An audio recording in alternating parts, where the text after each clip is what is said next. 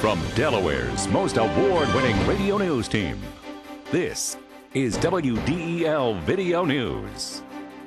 Here's Chris Carl. Among Delaware's top stories for Wednesday, March 14th, some popular county events are being canceled. Christina votes to close some schools. And a big day for Delaware public school students. Here are the details. I scream, you scream, but there will be no ice cream festival in Wilmington this summer. Newcastle County's budget shortfall is taking a bite out of some county traditions this year, including the Rockwood Ice Cream Festival, Father's Day in the Park, and the Golden Ball. County Executive Kuhn says it all comes down to money. That at a time when we've got a budget deficit and we have tough decisions to make, both on the revenue and expense side, we should be trimming back our costs. My hope is that we'll return some of these events like our Signature Ice Cream Festival next year, but this year we're going to save more than $400,000 in direct and indirect costs. Kuhn says other events like the Spring and Fall Sleep Under the Stars will still be held, but with admission fees. Next year's Spring Egg Hunt will be scrambled. The Christina School Board has approved plans to close 2 elementary schools. Despite pleas from dozens of people who packed last night's meeting, the vote to close Palmer and Stubbs Elementary Schools was 4-2, but board members said the decision would be reversed if money can be found to keep the schools open. Christina School District Superintendent Dr. Lillian Lowry is hopeful the situation can be turned around. For the first time in 11 years, the State House has a new majority leader. Details from WDEL legislative correspondent Carl Konevsky. State Representative Dick Cathcart of Middletown will lead the Republican caucus in the House, replacing Wayne Smith, who resigned his House seat on Monday. Cathcart says he sees himself as a consensus builder, something he hopes will allow him and his colleagues to do the work they were elected to do. We need to start focusing on doing things for the people of Delaware and not so much getting involved in the politics of Legislative Hall. So I'm looking at it from the perspective of being more productive in that sense, as opposed to having one-upmanship on the other chambers. Cathcart says he believes he'll work well with Representatives Bob Gilligan and Helene Keeley, Democratic leaders in the House. I don't believe we're going to have any problems whatsoever. The nice thing about the House of Representatives, we seem to be a cohesive group. Are there going to be partisan issues? Absolutely. We'll continue to be that. But I think as long as we work cooperatively and not in a mean spirit, then things are going to be fine. Cathcart steps down as chair of the Joint Finance Committee. His replacement there will be named by House Speaker Terry Spence. Reporting from Legislative Hall in Dover, I'm Carl Konevsky, 1150 AM, WDEL. The character of the man convicted of raping and killing a University of Delaware student is at the center of the penalty phase of his trial. Mark and Kathleen Bonestall wiped away tears as prosecutor Steve Wood described how James Cook raped and strangled their daughter Lindsay.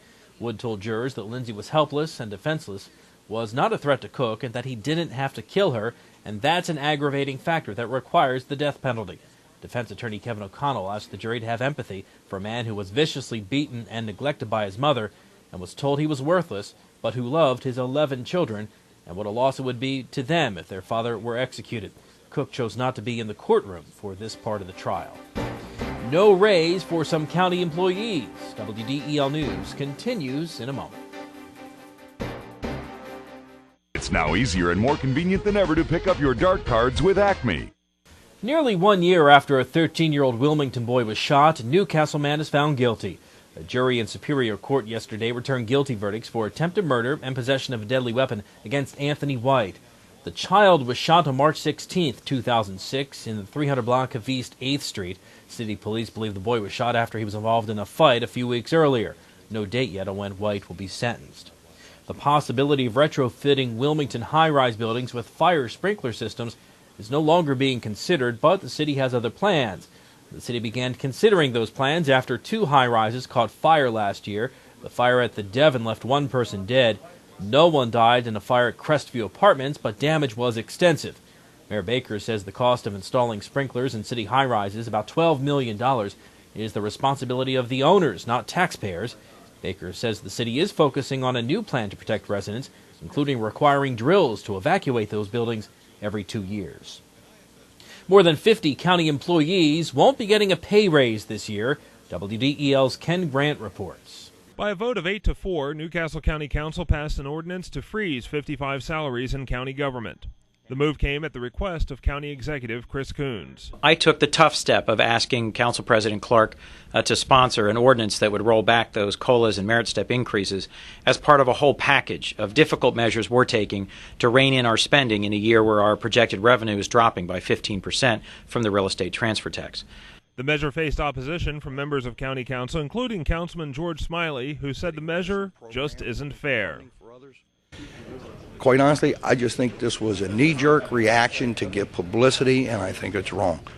For years, and I'm not saying you don't change things, but the precedent has been established to where the exempt employees in Newcastle County, their wages and benefits and all, have mirrored those of the unionized employee. Now all of a sudden, we're going to freeze them and say they're going to be the example for the unionized employee. Over 31 years in organized labor, I'm telling you, it doesn't work that way. Coons said last night's vote will save county taxpayers $250,000, and a second measure to extend the pay freeze to 135 more employees in the executive branch will be taken up on March 27th. If that ordinance passes, Coons says the county will be $600,000 closer to a balanced budget. Ken Grant, 1150 AM, WDEL. A group of citizens gathered in front of Legislative Hall yesterday to rally for support for open government. Led by WDEL's Jerry Fulcher, the group heard about legislation that would open all meetings of the General Assembly and its committees to the public. Maria Wagner of Middletown attended with her husband. Mainly we came out here for this rally because we're citizens that want open government. We're sick of the cronyism and we want to see some change. State Representative John Kowalko, a Newark Democrat, spoke at the rally. He's introduced legislation saying lawmakers must wait a year after leaving office before becoming registered lobbyists. Meantime, some state legislators want to make human cloning illegal in Delaware. Carl Konevsky has more from Dover. Backed by about 50 supporters, State Representative Joe Moreau, a Hockessin Republican, introduced the legislation which bans all forms of cloning. Doug Schneider, a board member of the grassroots activist group A Rose and a Prayer, says most people know about human reproductive cloning but aren't aware of therapeutic cloning. Cloning an embryo for medical research purposes. So you actually create another human being, a human embryo, and in the process of doing that research, you actually destroy it. The bill also bans hybrid cloning, something Moreau says isn't that far-fetched. In Europe, specifically in Britain, science have requested permission to create human-animal hybrids. We wanted to ensure that we do not head down that road. Moreau says by nature, science wants to test limits, and it's government's job to ensure science doesn't overstep ethical bounds. Reporting from Legislative Hall in Dover, I'm Carl Konevsky, 1150 AM, WDEL. 6 days of state tests begin today in Delaware's public schools. The Delaware State Testing Program will measure school and teacher performance and student achievement. About 84,000 students from grades 2 through 10 will be taking the tests. What can you do as a parent to help? Make sure your child gets a lot of sleep and eats a good breakfast. Another tip for kids from teachers, use a dull pencil instead of a sharp one to fill in the circles in the answer sheets. Dull pencils fill the circles faster and save precious test time. Well, the Hornets got stung in the NIT. WDEL Sports and your Delaware AccuWeather forecast coming up.